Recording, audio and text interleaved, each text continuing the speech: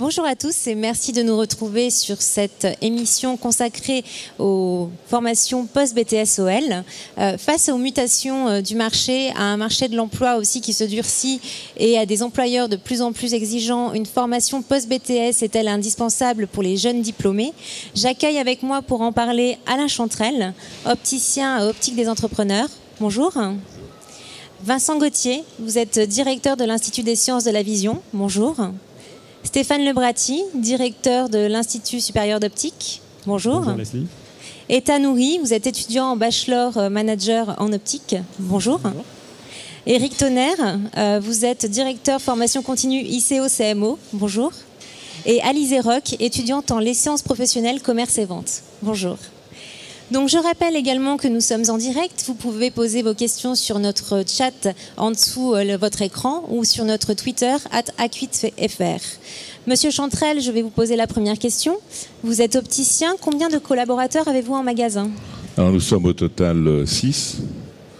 Donc 4 collaborateurs, 5 diplômés avec un BTS. On accompagne une année sur 2 à peu près un CQP technique par contre de préférence.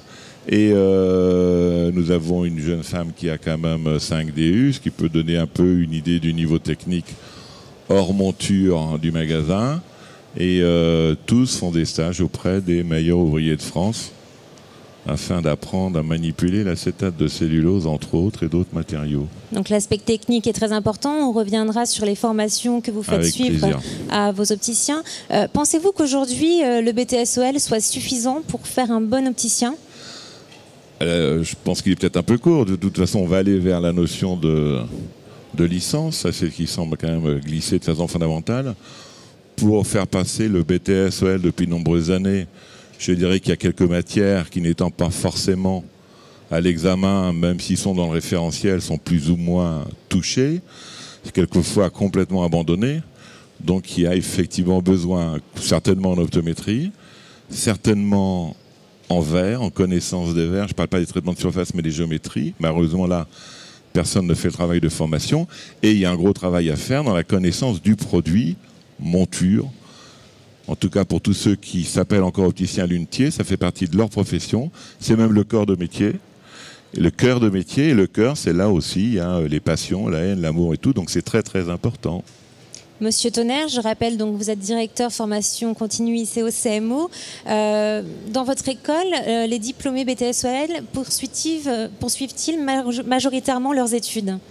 Alors nous avons un petit peu plus de 70% de nos élèves qui poursuivent leurs études par des licences, en particulier licence professionnelle d'optique et la licence professionnelle commerce et vente.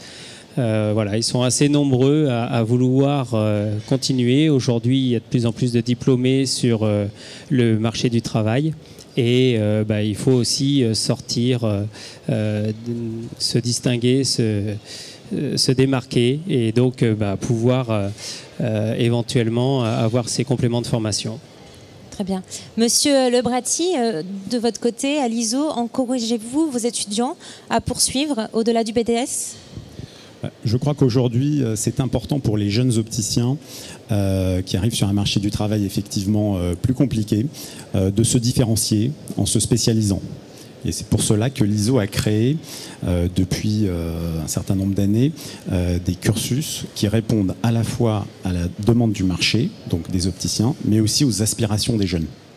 Oui, donc on reviendra un peu plus tard sur le descriptif des formations. Alizé, vous êtes actuellement en licence professionnelle commerce et vente, mais avant cela, vous avez fait une licence professionnelle d'optique. Pourquoi avez-vous choisi de poursuivre vos études ?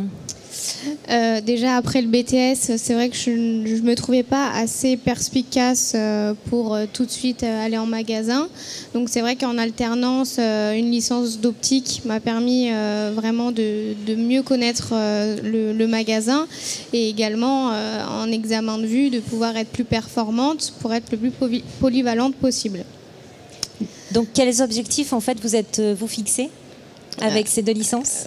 De pouvoir toucher vraiment parfaitement à tous les aspects du métier et aussi bien le côté paramédical avec la licence d'optique que le côté commerce avec la licence commerce devant les clients pour comment dire, les accompagner, les conseiller, possible, les accompagner dans la vente.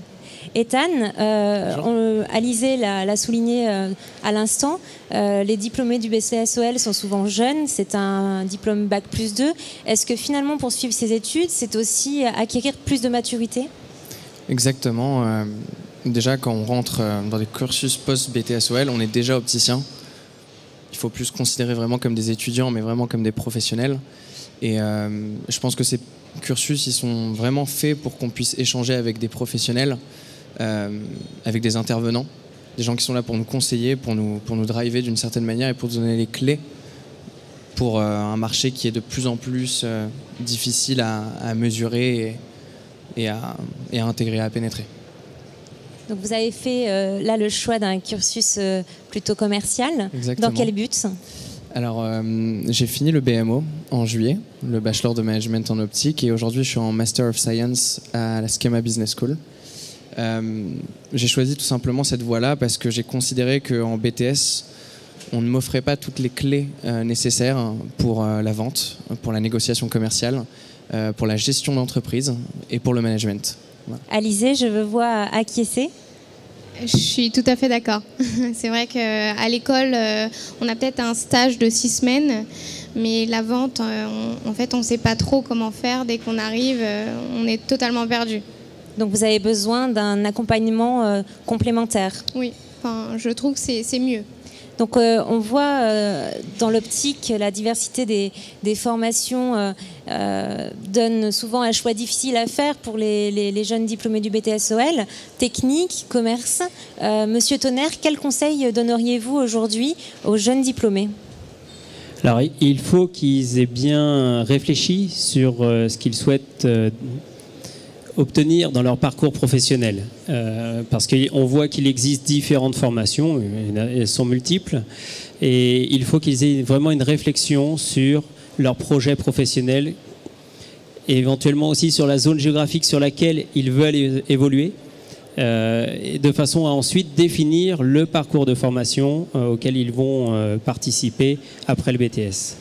Donc, selon la dernière enquête bien vue du parcours de formation, on voit que les jeunes diplômés du BTS-OL sont 67% à poursuivre en licence au détriment aujourd'hui des CQP choisis seulement par 25% d'entre eux. Comment identifier justement le cursus qui nous conviendra le mieux ?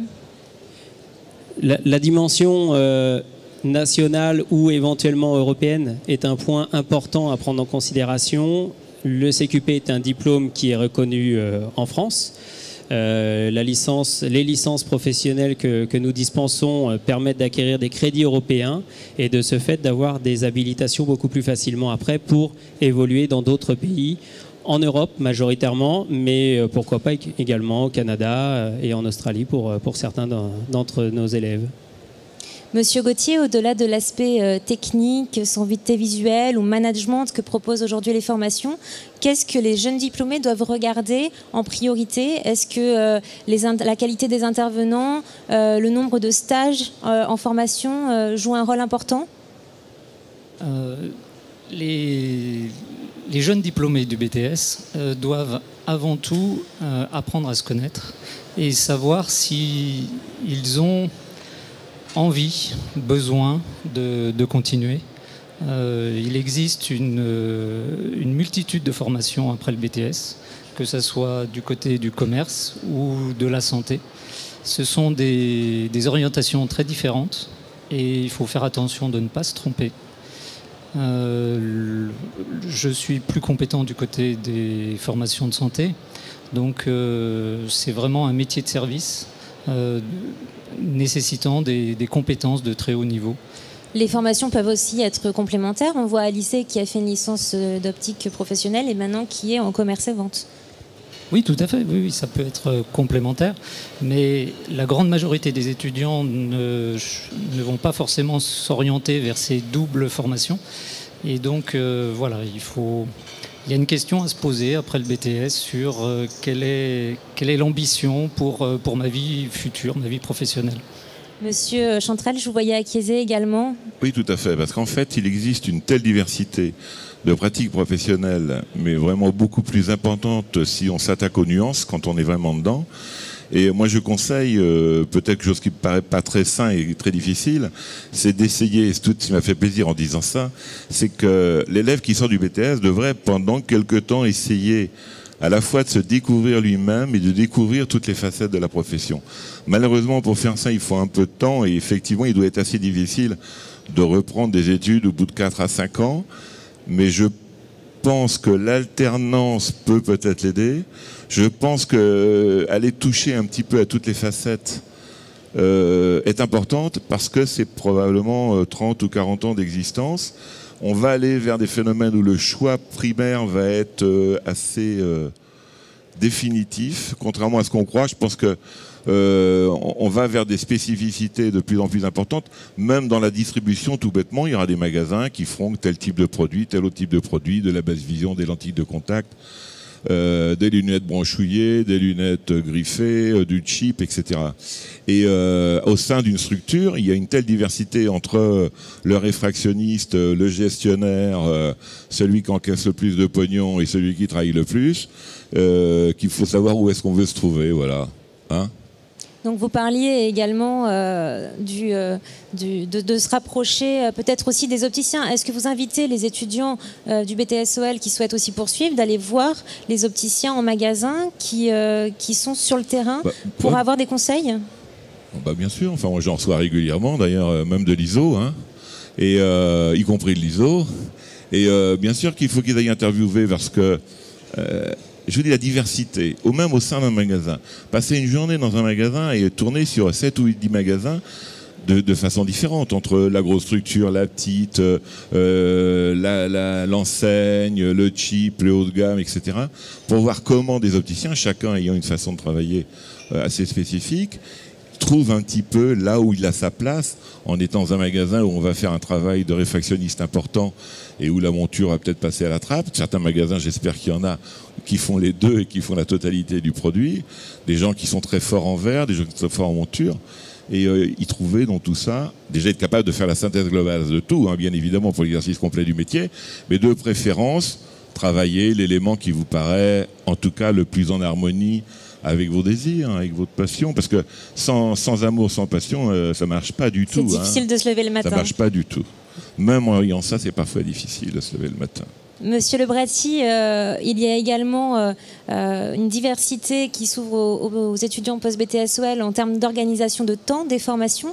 Quels sont peut-être les avantages ou les inconvénients de la formation initiale, de l'alternance ?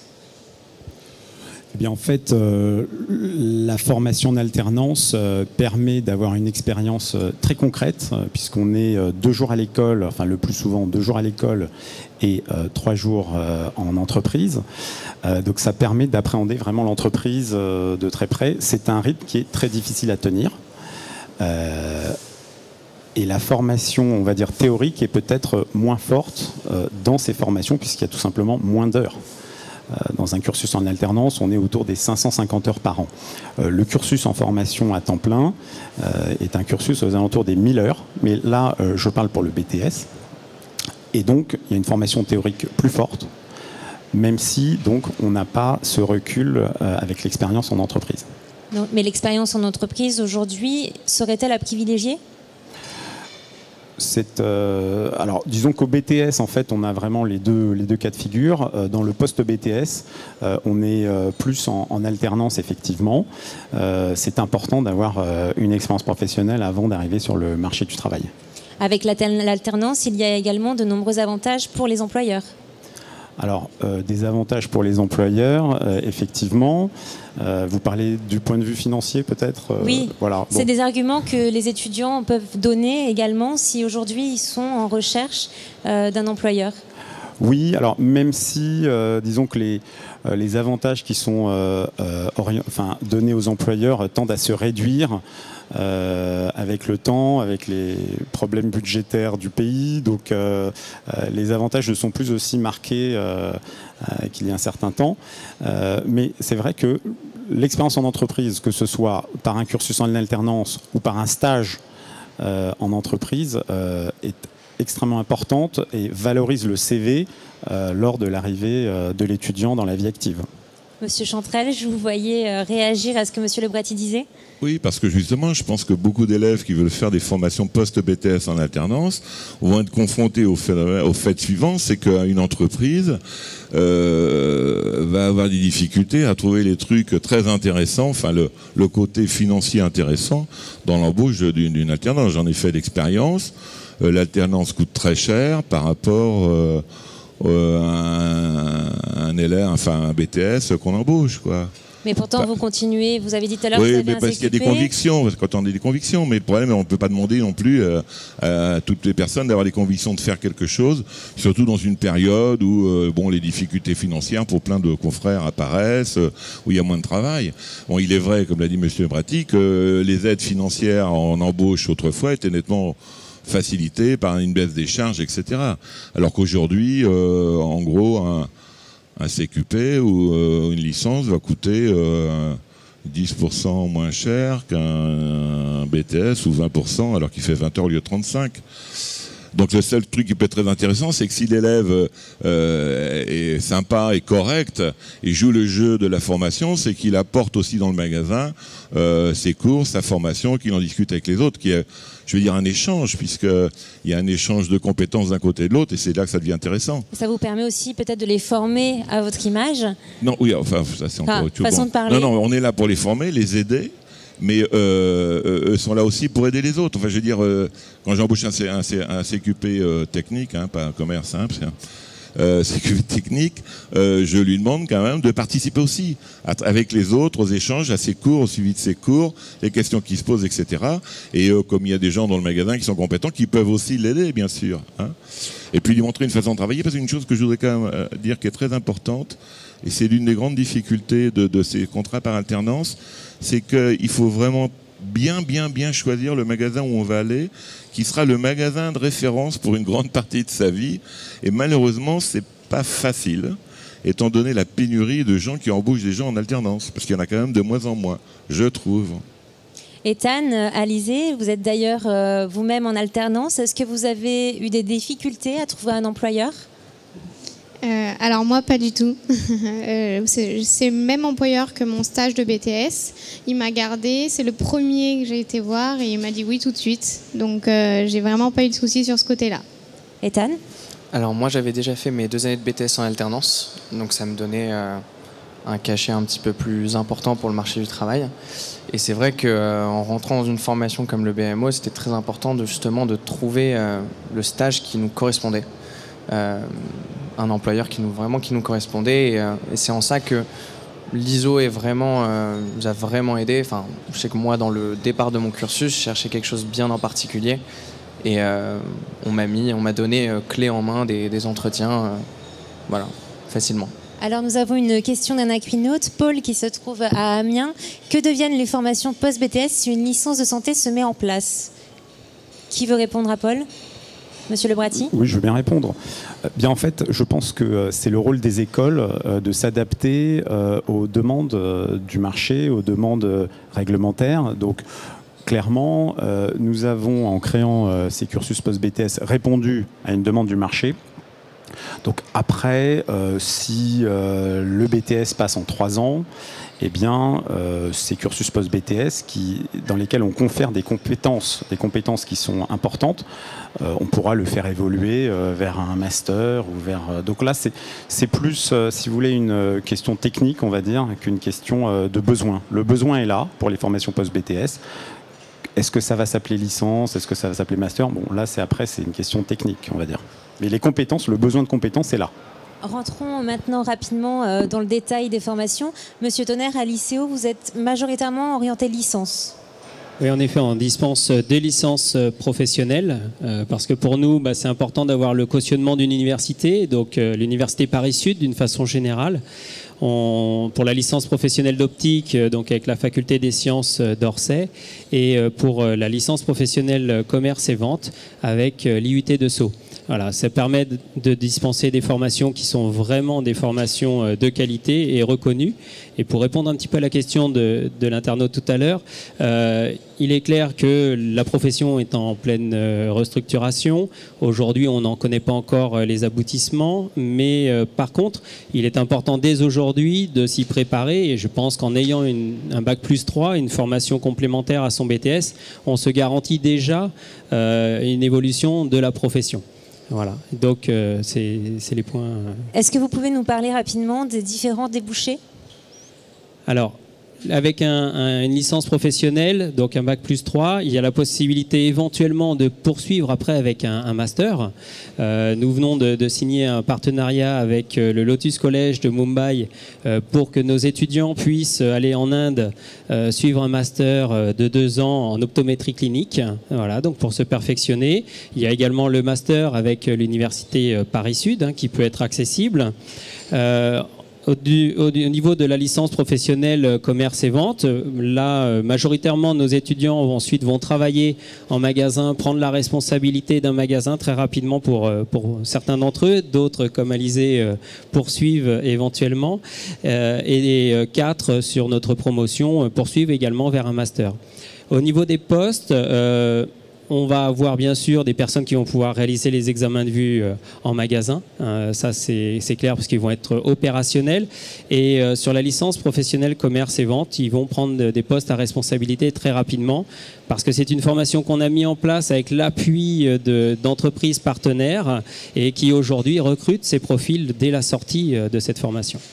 Monsieur Lebratti, à l'ISO, vous proposez des licences mais aussi des bachelors. En quoi consiste-t-il ? Alors, nous avons fait une étude auprès de nos étudiants il y a quelques années pour comprendre quelles étaient leurs aspirations. Et on s'est aperçu qu'il y a une majorité d'étudiants chez lesquels la dimension santé paramédicale est forte. Et à ces étudiants, on propose donc la licence d'optique professionnelle en partenariat avec l'Université d'Orsay Paris 11. On s'est aperçu qu'il y a également des étudiants chez lesquels c'est la dimension commerce, business qui est plus forte. Et on a créé, donc il y a quelques années, le bachelor de management en optique afin de leur ouvrir des perspectives, parce que notre rôle, c'est pas seulement de dispenser des formations, c'est aussi d'ouvrir des perspectives aux jeunes afin de leur permettre de prendre des responsabilités ou même de sortir du magasin, puisqu'on a des anciens qui se sont placés dans l'industrie, chez les lunetiers, chez les verriers. Ainsi qu'à l'étranger. On a un ancien étudiant. Oui. On a un ancien étudiant, par exemple, qui représente des lunetiers français à Shanghai. Donc il est basé à Shanghai, il représente des lunetiers français. Et lors de notre étude, l'étude de nos étudiants, eh bien, on s'est aperçu que certains étudiants ont le côté un peu plus artistique. Et on crée cette année pour ces étudiants donc un bachelor qui s'appelle le bachelor lunetier créateur. Donc c'est une 3e année de spécialisation après le BTS dans laquelle on va renforcer les connaissances sur la dimension produit, le design, l'histoire des marques, le luxe. Et ces étudiants se destinent à intégrer ou à diriger des boutiques créateurs. Également, rentrer chez des lunetiers. Donc là, c'est plus la dimension produit que l'on met en avant dans ce cursus. Lorsque l'ISO crée un cursus, on s'associe avec les grands noms de l'optique. Donc, pour le bachelor management, on a dans le comité pédagogique des dirigeants de groupes d'optique, d'Essilor, de Johnson & Johnson. Des gens de terrain. Voilà, des gens du terrain. C'est important de répondre à des questions aux besoins du terrain. Et dans le bachelor, donc lunetier créateur, on s'est associé aux plus grands créateurs français afin de conférer ces compétences aux étudiants qui ont cette dimension artistique, qui ont cette volonté. Monsieur Gauthier, à l'Institut des sciences de la vision, vous formez au DEO. Est-ce que vous pouvez nous dire en quoi ça consiste? Qu'est-ce que c'est? Qu'est-ce que ce diplôme? Alors, nous amenons des opticiens à acquérir des compétences en optométrie et nous appuyons sur un référentiel international qui est porté par l'ECO, qui est une association européenne de professionnels en optique et optométrie. Et ce référentiel nous permet de ne pas faire d'erreur et être, en tout cas, il est garant de formation reconnue internationalement et avec un niveau vraiment de notre époque.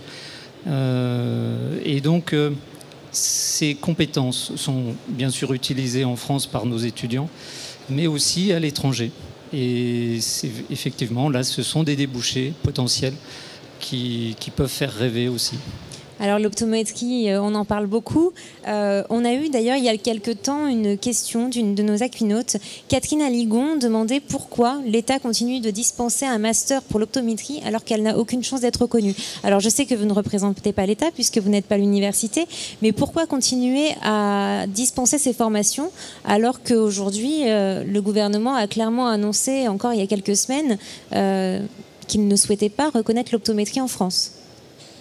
Alors, ce diplôme de maîtrise ou de master, c'est un diplôme d'État. Donc là, l'État reconnaît l'optométrie, enseigne l'optométrie. Nous sommes une école privée, on enseigne l'optométrie en utilisant ce référentiel international. L'optométrie existe en France, ça il ne faut pas l'oublier. Elle existe au niveau des centres de formation, mais elle existe aussi au niveau des besoins de la société française. Actuellement, il y a un manque criant de services en soins visuels. Et voilà, et nous avons de jeunes confrères français, plus ou moins jeunes, qui sont formés en optométrie et qui rendent service à la population française et qui peuvent encore mieux rendre service à la population française lorsque la législation aura évolué. Nous avons d'ailleurs une question d'un aquinaute. Franck de Paris demande comment les formations post-BTS peuvent-elles passer de la filière sciences vers la filière médecine? Qui veut répondre à Franck? Monsieur Gauthier? Oui, alors ça c'est un vieux débat qui est franco-français. L'optométrie dans le monde est portée par les facs de sciences. Ce sont les optométristes dans le monde entier, ce sont des scientifiques qui sont amenés à acquérir des compétences en tout cas en santé. Et donc la fac de médecine vient en complément de leur formation. Et effectivement, il y a un mouvement français qui voudrait que ça fonctionne différemment, c'est-à-dire que le service de soins visuels reste porté par la fac de médecine, notamment par leurs diplômés, les orthoptistes, et avec des compétences techniques dans les techniques de réfraction qui dépendent vraiment de l'optique géométrique et de l'optique physique. Nous avons maintenant une question pour nos deux jeunes étudiants. Salah de Paris demande quel avenir envisagent les deux étudiants. Ethan? Alors, c'est un petit peu particulier parce qu'à la fin de mon bachelor de management en optique, j'ai eu l'opportunité et la proposition de manager un commerce, un magasin Chris, et aussi de devenir adjoint de direction chez Grand Optical. C'est deux formations qui m'ont vraiment stimulé, qui m'ont vraiment enthousiasmé. Mais finalement, ma formation, elle m'a donné un appétit pour le management. Et c'est ça qui a été vraiment intéressant. Aujourd'hui, la formation que je fais en Master of Science à la Schema Business School, elle me permet d'allier l'expertise que j'ai dans le marché de l'optique, l'amour du produit que j'ai, avec une formation pour être business, ça s'appelle Business Development et Project Management, et donc de travailler plutôt dans l'univers opposé au décor traditionnel de l'opticien. Voilà, c'est pas vraiment pour travailler dans un magasin, ça m'a beaucoup plu. Mais j'avais envie de découvrir autre chose. J'avais envie de travailler dans des grosses entreprises comme Essilor ou Luxottica. J'avais envie de travailler au pôle lunetterie de chez Cartier. Et cette formation-là m'en donne la possibilité. Alizé, comme on l'a vu, vous en êtes à votre deuxième licence. Pourquoi vous n'avez pas poursuivi en master? Moi, je ne souhaite pas poursuivre en master. Je n'ai pas l'envie. Pour moi, la licence, c'est grandement, assez, je trouve, pour ce métier. Et de plus d'avoir les deux côtés du métier, donc commerce et paramédical, je trouve ça suffisant pour répondre à toutes les attentes des clients, même des patrons. Et évidemment, l'idéal pour moi, c'est de rester en magasin. Ouvrir mon propre magasin, ces choses-là, c'est vraiment mon futur que j'envisage. Ça vous tient à cœur? Oui. Monsieur Chantrel, dans la vie active, les jeunes étudiants formés post-BTS-OL peuvent-ils espérer une meilleure employabilité et peut-être un meilleur salaire également? Le salaire, il est proportionnel aux compétences. C'est-à-dire que même s'il y a des hiérarchies, je ne connais pas grand-chose là-dedans, entre les coefficients, etc., bon, ça c'est bien, donc, un coefficient, mais un salaire minimum. Moi, je pense que justement, quand on est dans une boutique, en fonction, non pas du chiffre d'affaires qu'on fait, mais de ce qu'on développe, de sa participation dans l'entreprise, de ce qu'on est capable de faire, la façon dont on est capable de faire évoluer l'entreprise, etc. C'est ça qui mérite salaire et qui mérite situation. Alors, on a encore une question d'un Aquinoute. Marco de Paris demande, faut-il établir un numerus clausus des opticiens diplômés afin d'éviter des futurs chômeurs? Qui veut prendre la parole? Stéphane? Oui, alors c'est vrai que dans la plupart des professions de santé, il y a des numerus clausus, que ce soit en médecine, kiné, podologie, enfin. Alors là, c'est une décision politique, on va dire, ou des professionnels. Donc en tant qu'école, nous, on est capable de s'adapter à la demande réglementaire, à la demande du marché. Et c'est une question à laquelle, je pense, un syndicat d'opticiens devrait répondre. Une autre question d'Aquinoute. Philou Chély de Paris demande, le bagage optique s'exporte-t-il bien? Monsieur Tonnerre? Bien, j'ai un exemple assez récent. Une de nos étudiantes qui était en BTS en alternance chez nous est partie travailler en Australie. Et puis bien là, elle revient en France pour une durée de 6 mois avant de repartir au Canada. Voilà, donc je pense qu'en effet, et j'ai rencontré là lors du Silmo aussi un opticien québécois qui est venu nous demander si on connaissait des opticiens qui souhaiteraient éventuellement aller s'installer au Québec. Donc oui, je pense que la dimension internationale est tout à fait faisable. Je voudrais rebondir également sur cette question. Donc l'ISO a développé depuis un certain nombre d'années des partenariats internationaux avec des universités aux États-Unis, en Chine, en Angleterre, enfin dans un certain nombre de pays. On a étudié les cursus qui sont dispensés et on s'est aperçu que la formation au BTS-OL française est en fait la meilleure formation du monde. Il n'y a pas de formation d'opticien qui est ce niveau-là pour les opticiens ailleurs dans le monde. Donc clairement, c'est une excellente formation que l'on dispense en France et qui a une reconnaissance en termes de compétences dans la plupart des pays auxquels un jeune peut aspirer. L'optique à la française s'exporte très bien alors. Vous savez qu'il y a une tradition très ancienne de l'optique en France, plus de 200 ans d'histoire. C'est en France qu'on a inventé le verre organique, les traitements des verres, le verre progressif évidemment.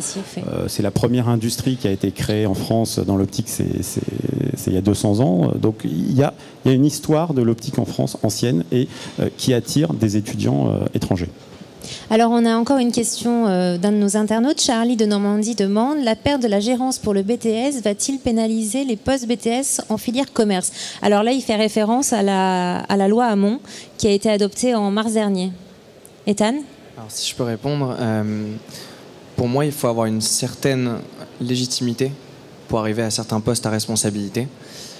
C'est très difficile pour certains managers qui sont dans des grands groupes, dans de grandes enseignes, de faire passer un message à des opticiens si eux-mêmes n'ont pas eu la connaissance, la culture du produit, la culture du verre, ne savent pas centrer un verre. Ce n'est pas leur rôle, mais finalement le rôle du manager, c'est de responsabiliser son effectif, de leur donner de nouvelles compétences. Et pour ça, il faut avoir une certaine légitimité, je pense. Et vous savez, c'est pas parce qu'on est un bon vendeur qu'on est forcément un bon manager. On sait quel bon vendeur on a perdu quand on le fait passer en management, mais on ne sait pas quel bon manager on va avoir. Donc avoir une formation qui vous donne les clés du management, c'est pour moi primordial et justement ça permet de garder ce monopole de la gérance pour nous en tant qu'opticiens. Alors on l'a également évoqué très rapidement tout à l'heure. J'aimerais revenir sur un point. La filière attend avec impatience la réingénierie du diplôme pour passer à un bac+3. Monsieur Tonnerre et monsieur Lebratti, en tant que représentants des écoles, est-ce que vous en savez un petit peu plus? Où est-ce qu'on en est actuellement? En fait, c'est vrai qu'il y a un bac+2. Dans la nomenclature européenne, c'est un petit peu archaïque depuis le processus de Bologne qui a fait évoluer l'ensemble des référentiels européens vers des cursus LMD, donc licence, master, doctorat. C'est vrai qu'on entend depuis un certain nombre d'années un objectif qui émane principalement de la profession, de faire évoluer le BTS en 3 ans. Il y a des travaux qui sont en cours. Maintenant, je ne suis pas dans le secret des politiques, donc je ne pourrais pas vous donner l'état des discussions. Merci. Donc il y a la formation post-BTSOL, mais il y a aussi la formation professionnelle tout au long de sa vie.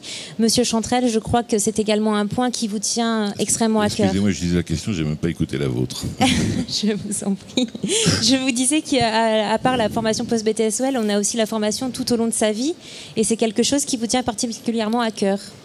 Ah, tout à fait. Je pense que l'évolution technique, l'évolution générale a une telle accélération qu'un opticien qui reste 3 ou 4 ans, 5 ans, sans se remettre en cause au niveau global de la technologie professionnelle, fait une grosse erreur. Je vais vous citer un exemple. Le magasin où je suis, mon patron l'avait créé... il n'est plus mon patron, il est décédé, malheureux, mais il l'avait créé en 1950, et quand j'ai repris l'affaire en 1980, il m'avait laissé son fronteau, que j'ai toujours dans le grenier et qui fonctionne à condition que l'ampoule ne soit pas grillée. J'ai pris le magasin en 1980, j'ai dû acheter 6 frontaux depuis. Donc on voit que les choses ont changé, on voit que les moyens ont changé. J'ai débuté dans la profession, on avait un Varilux, il n'y avait même pas de 2. Aujourd'hui, je pense qu'un opticien qui ferait vraiment son travail devrait optimiser le choix du verre en fonction des besoins de son client. S'il veut arriver à faire tout ça, il va falloir impérativement qu'il se reforme régulièrement. Je trouve dommage qu'une profession comme la nôtre, avec une telle vitesse d'évolution, il n'y ait pas d'obligation permanente de formation continue. Elle y est maintenant avec le développement professionnel continu. Elle n'est pas encore en place, c'est pas valable pour tout le monde. Ça prend du temps pour se mettre en place. C'est pas valable pour tous les coopérateurs. C'est en place, ça existe aujourd'hui. C'est en place, mais c'est pas fondamentalement appliqué. Dès cette année, les opticiens doivent répondre à leurs obligations. Depuis le 1er janvier 2013. Oui, donc, je sais. Il y a déjà, mais tout le monde devrait le respecter. Il n'y a que le chef d'entreprise qui le fait, en gros. Non, les opticiens diplômés. Moi, j'ai des entreprises qui forment l'ensemble des salariés des 70 magasins au DPC. Donc voilà, c'est en place, c'est effectif, et les organismes habilités dont font partie l'ICO dispensent déjà les formations dans ce contexte-là. Voilà. En tout cas, on sent, Monsieur Chantrel, dans votre discours, que vous insistez énormément sur le côté technique de la profession. Oui, parce que c'est quelque chose qui m'a porté, c'est quelque chose qui m'a plu. J'ai débuté dans la profession en équipant des AFAC à l'époque où l'implant n'était qu'une vision utopiste. Donc je mettais des verres minimum +13 en gros dans des lunettes, donc la distance vers eux, je savais ce que c'était. Enfin, je veux dire, c'était passionnant, on rendait service aux gens, etc. La technique a évolué, je trouve qu'elle est fabuleuse, on a plein de possibilités qui ne sont absolument pas exploitées. On vend parfois un verre trop cher parce qu'il est hyper sophistiqué alors que ça n'apporte strictement rien à la personne. Inversement, on vend un verre basique alors qu'il fallait faire quelque chose de beaucoup plus sophistiqué. On a énormément de possibilités. On vend des verres avec des précisions extraordinaires. La plupart des opticiens n'ont pas de matériel de mesure à la hauteur du verre. Et quant à la monture, c'est-à-dire le choix de la monture, la position, l'ajustage, etc., ils ne savent pas le faire. Alors, il y a des gens du MOF, par exemple, qui donnent des cours de formation pour la fabrication, où là, ils vont apprendre aussi à entretenir des lunettes, à ajuster des ponts, à rallonger des branches, à raccourcir des branches. Nos étudiants auront compris le message certainement. Monsieur Lebratti, rapidement, puis on prendra la dernière question de notre internaute. Oui, juste un mot sur la formation continue. En fait, l'obligation de formation s'applique aujourd'hui à l'ensemble des professions de santé, avec le dispositif qui s'appelle DPC, donc Développement Personnel Continu, qui en fait est une obligation de formation. Et donc à l'ISO, on dispense ces formations dans 10 villes en France. Et on sent, même si ça a mis du temps à émerger, on sent que les opticiens commencent progressivement, ça commence à s'intégrer. Voilà. On va prendre la question de Mahmoud de Neuilly-sur-Seine qui demande: est-ce que les réformes de l'État ont eu un impact sur le choix des étudiants? Qui veut prendre la parole? Alizé? Moi personnellement, pas plus que ça. C'est vrai que ça fait bouger le métier. Après, on se dit, voilà, on va peut-être faire des études pour, s'il y a la moindre réforme, qu'on puisse quand même travailler, qu'on puisse quand même évoluer dans le monde de l'optique. Vous restez très attentive à l'actualité, en tout cas. On est obligé. C'est obligatoire. Mais après, c'est vrai qu'en étant aussi à l'école, on nous tient toujours à former des nouvelles lois, réformes. Et c'est obligatoire dans le monde de l'optique au vu de ce qui se passe maintenant. Ethan ? Oui, c'est particulier parce que finalement, aujourd'hui, notre place dans certains grands groupes, j'ai moi-même travaillé chez Grand Vision. Aujourd'hui, vous avez un process de vente qui vous est parfois dicté. Vous avez une prise de mesure qui va faire son apparition dans les ordonnances qui est censée déjà avoir démarré. Vous avez des outils de prise de mesure numérique qui vous prennent votre prise de mesure à votre place. Vous avez parfois des télédétourages ou des verres qui sont taillés à la forme. Et finalement, on est obligé de réagir vis-à-vis de ça parce qu'on se dit où il est notre savoir-faire, elle est où notre place désormais, puisque on a parfois un process qui est dicté, on a parfois un verre qui arrive et directement taillé, on a parfois une prise de mesure qui est meilleure technologique que faite main.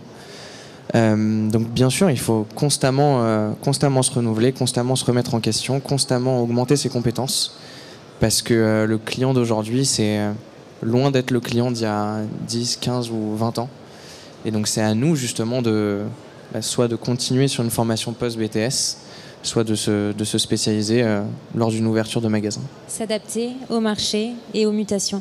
Merci en tout cas d'avoir partagé vos expériences. Merci messieurs des écoles. Merci monsieur Chanterelle d'avoir apporté également votre éclairage. On se retrouve dès 16h pour répondre ensemble aux besoins de sentiers visuels par une filière optique d'excellence. Merci.